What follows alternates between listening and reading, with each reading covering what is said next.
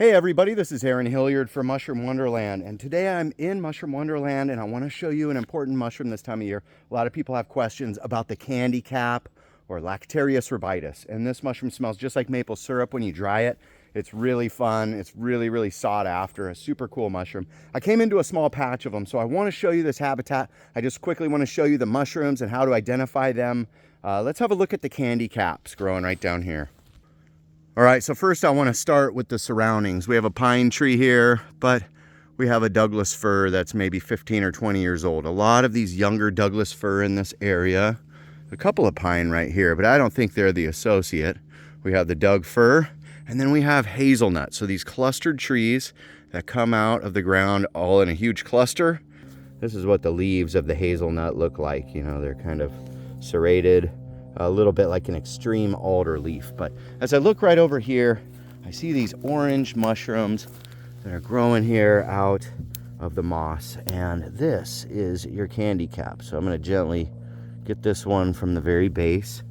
Now have a look at that. It looks like the texture of an orange peel, not slimy at all. There is no sliminess to this mushroom.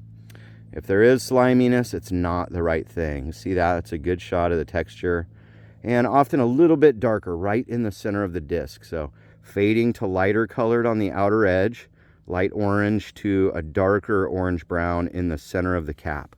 Here's an older one. You can see that, but it's pretty consistent all the way around. That texture, number one, you're looking for color, for texture. The size, you know, they get a little bigger than a 50-cent piece. Once in a while I find a weird mutant that's 2 inches across, but typically about an inch or an inch and a half across. And then let's take a look at the underside. Here we go. White gills. They're kind of creamy white colored gills that run down the stipe. They're decurrent. You see that? So there's a good shot of the gills, decurrent, running down the stipe right there. You see that? They don't stop in a perfect line, but pretty close to it. The stem is pretty uniform. It's actually tapered kind of at the base. So you see that stature, and then they're concave like that. So the caps have a tendency to turn upward and leave a little depression right in the center. You see it's got this little bit of a scalloped margin. That edge of the cap is always scalloped like that. So we got the orange peel texture, that color, the scalloped edge. You know, that stipe that kind of tapers and is basically uniform. It's not bulbous at the base for sure. But one thing about Lactarius is when we damage these gills, it will put out some lactation, or a secretion that's sort of a milky-like substance. But on the candy cap, pretty important that it be a clear milky substance. So it is a little opaque, but it is like very skim milk. There you go. You can see that lactation now. If it's really white lactation, that's probably the wrong one. This one is mostly clear with a little bit of white pigmentation to it, but definitely like skim milk. In the field, it really doesn't smell like maple syrup at all. Really doesn't have much of a smell. It is a little sweet, and my nose is kind of trained to them, so I could tell it's a candy cap. But to the layman person, you'd be like, I don't smell the maple syrup. But when you dry this out, it's going to smell really strong like maple syrup. I've used them in banana bread, on squash. Savory or sweet dishes work good. A pumpkin spice roll with candy cap in it.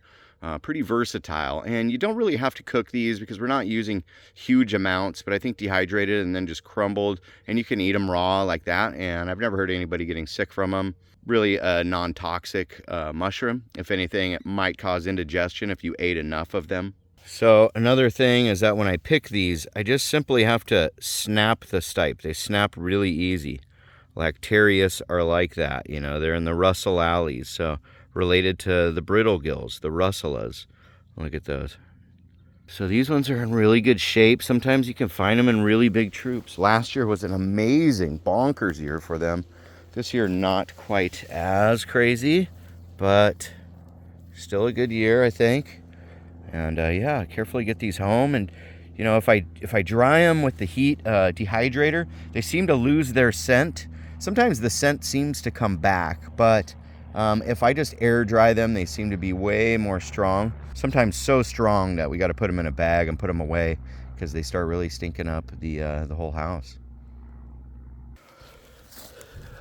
Sometimes they appear to be kind of growing off of old rotten wood, but they are ectomycorrhizal, so associating with the trees around here. I know a lady in the Mycological Society who's had a jar of these that are dried for like 25 years and they still smell strong like maple syrup.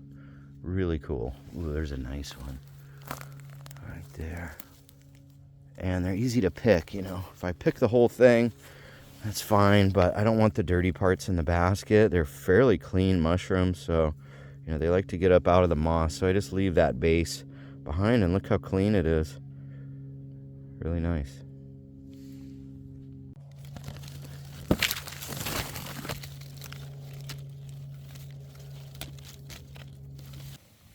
Found this huge one over there in the bushes, so that's a nice example. Quickly, let's go down the candy cap checklist. It's going to be orange and darker in the center of the disc. That's number one. Number two, we have the texture of an orange peel. Even when it's wet, it's not slimy. I mean, it can still get rain on it, obviously, but it just will never be slimy. So kind of a dry texture. Next thing, the stem tapers at the base. The next thing, one of the more important things, is the lactation. Firstly, it's got to lactate, and then second, it looks like skim milk. You see that? And very broadly attached, almost running down the stipe. You see that? There's a good example of your gills and your lactation right there. You know, the ruffly edge of the cap. And then the number one thing about the candy cap is that when you dry it, it smells like maple syrup. So I dried a ton of Lactarius to no avail before I found the right thing. And actually, they turn out to be pretty common. They're just easily overlooked. If you go over that checklist, you can have pretty good surety that this is the right mushroom. And then just a little pro tip, I always find hazelnut around my candy caps. This is a hazelnut, and here's their leaves. So I always find my candy caps growing around hazelnut trees. It never fails here in Washington when I'm finding candy caps. I'm in habitat like this. Sword fern, hazelnut tree, and Doug fir, young Doug fir.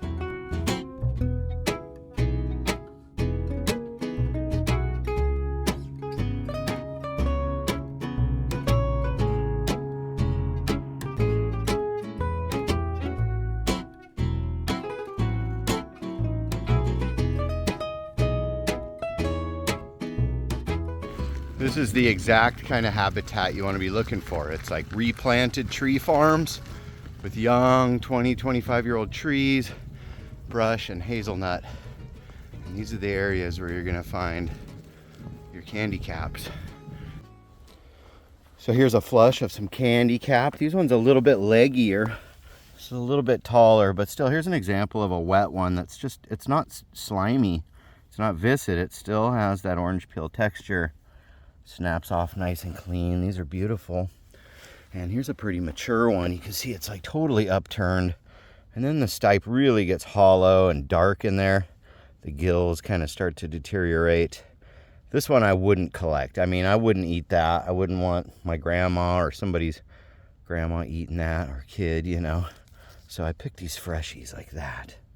Young and fresh, perfect condition. These are like ideal candy caps. So good little lactation right there. You see that? Perfect size. Look at this patch of them.